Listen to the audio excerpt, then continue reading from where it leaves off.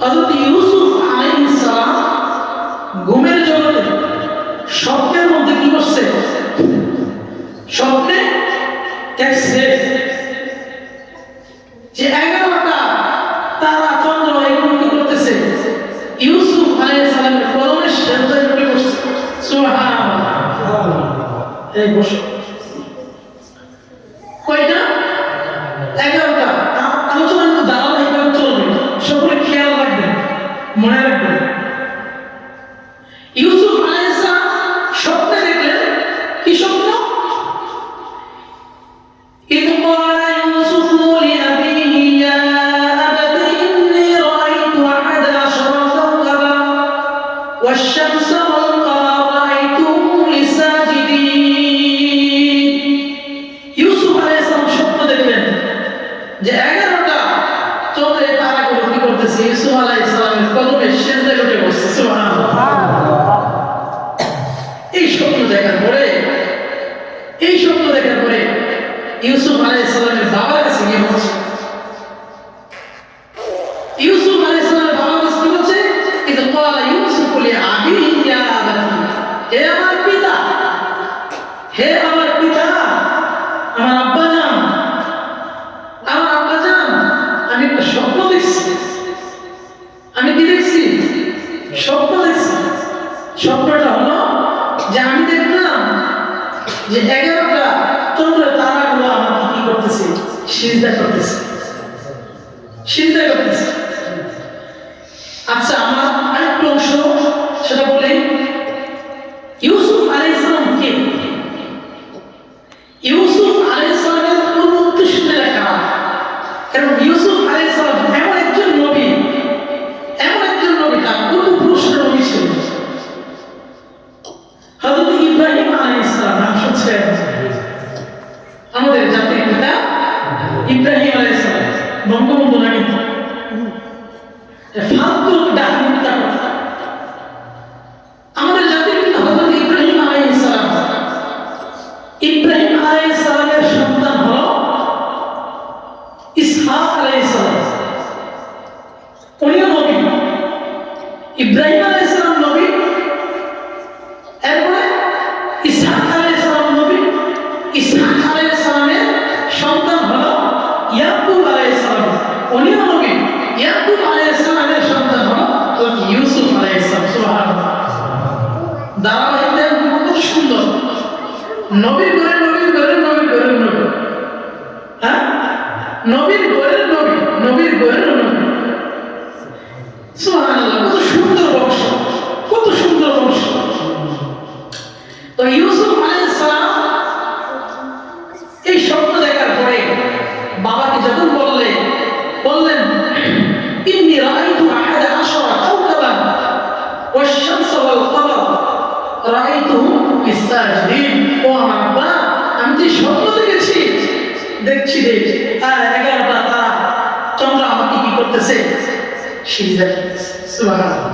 এই কথা শোনার পরে এখন ইউসুফ আলাইহিস সালামকে আল্লাহ বললেন, এই শোনো আমার সন্তান, তুমি শোনো। قال يا بني لا تقصص رؤياك على أخواتك فيكيدوا لك كيدا إن الشيطان للإنسان عدو مبين। এখন ইউসুফ আলাইহিস সালামের বাবা বলতেছে, ইয়াকুব আলাইহিস সালাম বলেন, আমার সন্তান, তুমি যে স্বপ্ন দেখছো যে তোমাকে 11টা চন্দ্র তারা কি করতেছে?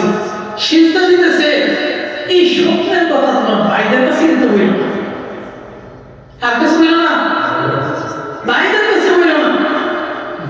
যদি তোমার ভাইদের কাছে স্বপ্নের কথা বলো, তারা হিংসুক। তারা কি? হিংসুক। তোমাকে হিংসা করবে।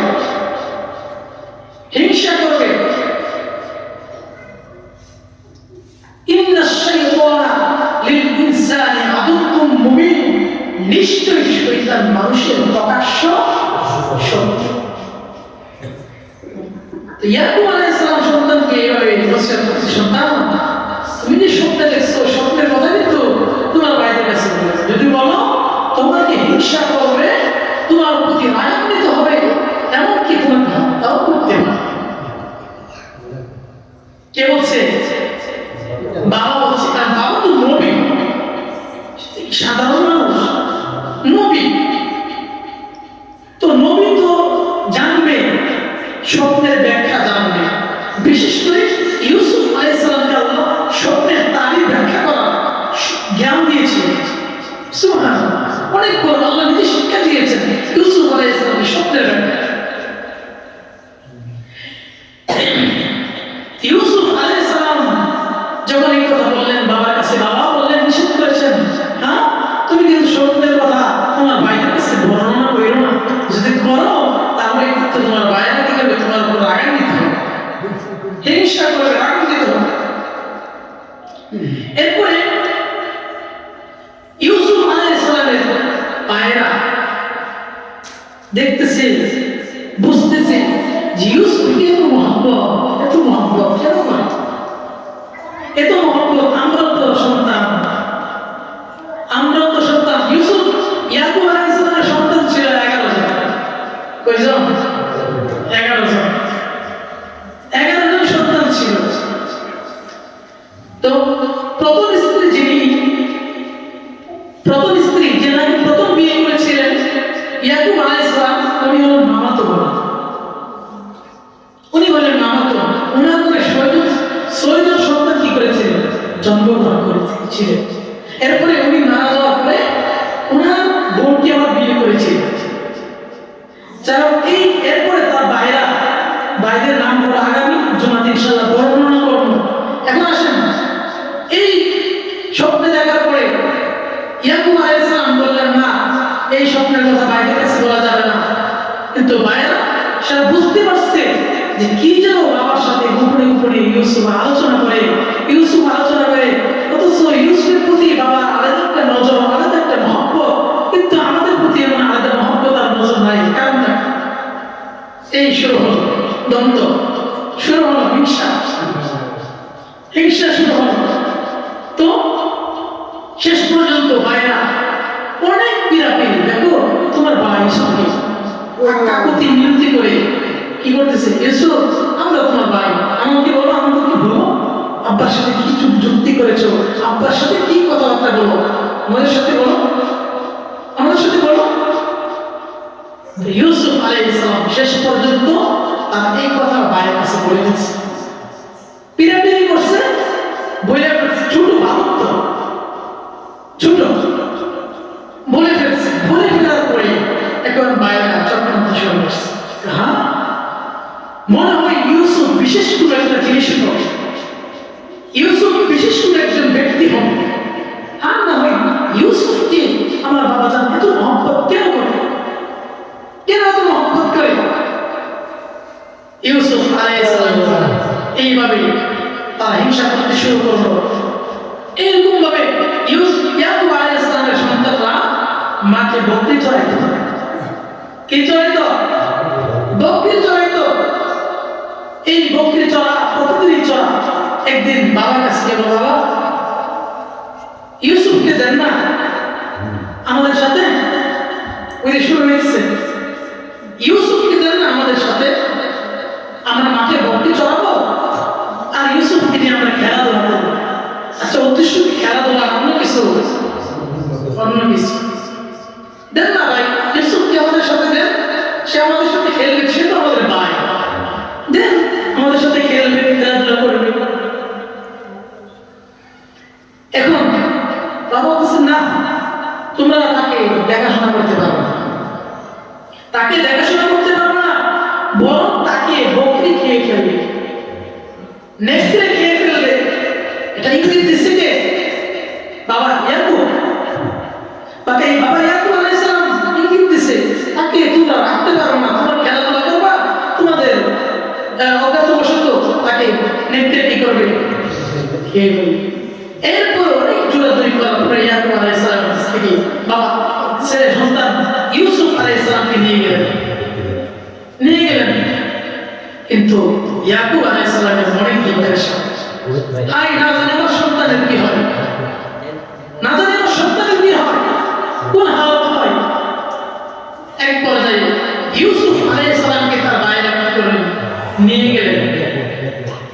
ইউসুফ আলাইহিস সালামকে তার ভাইরা নিয়ে গেলেন। নিয়ে যাওয়ার পরে এক পর্যায়ে দেখলেন তাকে মাটিতে ফেলে দিল। মাটিতে ফেলে দিচ্ছে। মাটিতে ফেলে দিয়ে তার উপর অত্যাচার শুরু করতেছে। এই তোকে বাবা একটু মহব্বত কেন করে? কেন করে তোকে রাখবো না? তোকে মৃত্যুর করে কি করবো? ঢেলে দেবো। ইউসুফ আলাইহিস সালাম আল্লাহ রাসূল হাদিসের মধ্যে বলেন ইউসুফ আলাইহিস সালাম যে সৌন্দর্য তার ছিল, আল্লাহ বলে হয় অর্ধেক পৃথিবীর অর্ধেক সৌন্দর্য ইউসুফকে দিয়েছে। এত সৌন্দর্য ছিল ইউসুফ আলাইহিস সালাম। এখন আমার মধ্যে যেমন সৌন্দর্য ছিল, ছোট্ট একটা কথা বলি, পৃথিবীর আমাদের যত নবী রাসূল আসছে পৃথিবীতে, প্রত্যেকটা নবী রাসূলের বিশেষ বিশেষ মুজিজা ছিল। কি ছিল? মুজিজা ছিল। তো ইউসুফ প্রত্যেকটা নবীর বিশেষ বিশেষ গুণ ছিল। আল্লাহ রাসূল বলেন আল্লাহ তাআলা সব নবীর মধ্যে যে গুণগুলো দিয়েছে সব গুণগুলো আমি মুহাম্মদ রাসূলুল্লাহ সাল্লাল্লাহু আলাইহি ওয়াসাল্লাম। এখন ইউসুফ আলাইহিস সালামকে জমিনে ফেলে দিল। জমিনে ফেলে দিয়ে এখন বাইরে বলতেছে তোকে মেরে ফেলবো। বাবা এত মহব্বত করে তোকে মেরে ফেলবো। ইউসুফ আলাইহিস সালাম সুন্দর মানুষ, চেহারা মলিন হয়ে গেছে। চেহারা মলিন হয়ে গেছে। এখন ইউসুফ বলতেছে আমাকে ছেড়ে দেন, আমাকে ছেড়ে দেন। আমি বাবার কাছে আপনাদের আজকের এই কাহিনীর কথা, আজকের এই ঘটনার কথা বলবো না, বরং আমি বাবার কাছে যাবো না, আমি অন্য কোথাও চলে যাবো, তারপর আমাকে হত্যা করে না। কে বলতেছে? নবী ইউসুফ আলাইহিস সালাম বলতেছে আমাকে হত্যা করেন না, আমি এই দেশ থেকে চলে যাবো, অন্য দেশে চলে যাবো। এক পর্যায়ে ইউসুফ আলাইহিস সালামকে মারার চক্রান্ত সিদ্ধান্ত নিল। এর মধ্যে একটা ভাই ছিল, তার নাম হলো রাবি। ভাই ছিল রাবি। সে বলতেছে না তাকে মারার দরকার নাই, তাকে মারার দরকার নাই, তারা আমরা ছেড়ে দিই। শেষ পর্যন্ত তার কথা শোনে নাই, তাকে সেখানকার এক কূপের মধ্যে কি করছে? নিক্ষেপ করছে। একটা কূপের মধ্যে নিক্ষেপ করছে। তাকে একজন নবী, যিনি নবী হবেন, তার ভাইরা কিসের কারণে? হিংসার কারণে। দেখতে পারে নাই যে বাবা আমার 5টা 10টা সন্তান, দেখবেন কিছু কিছু সন্তানদের কি বাবা আলাদা একটা মহব্বত করে। আমার যদি 5টা সন্তান থাকে, কোন কোন সন্তানকে বাবা আলাদা মহব্বত করে, তার কিছু কারণ থাকে, এমনি তো মহব্বত করে না, ঠিক না? এমনি তো মহব্বত করে না। তো ইউসুফ আলাইহিস সালাম ওনাকে কুয়ার মধ্যে ফেলে দিচ্ছে। এই পর্যন্ত থাকবে, ইনশাআল্লাহ ধারাবাহিক আলোচনা চলতেই থাকবে। এরপরেও আলোচনা, লম্বা আলোচনা। এরপরে মিশরে যাওয়ার পরে ইউসুফ জুলাইহা, এই যে নাম শুনছেন আমরা, সেই কাহিনীও এটার মধ্যে আছে। ইনশাআল্লাহ একদিনে শেষ হবে না, ইনশাআল্লাহ ধারাবাহিকভাবে আলোচনা হবে। সকলেই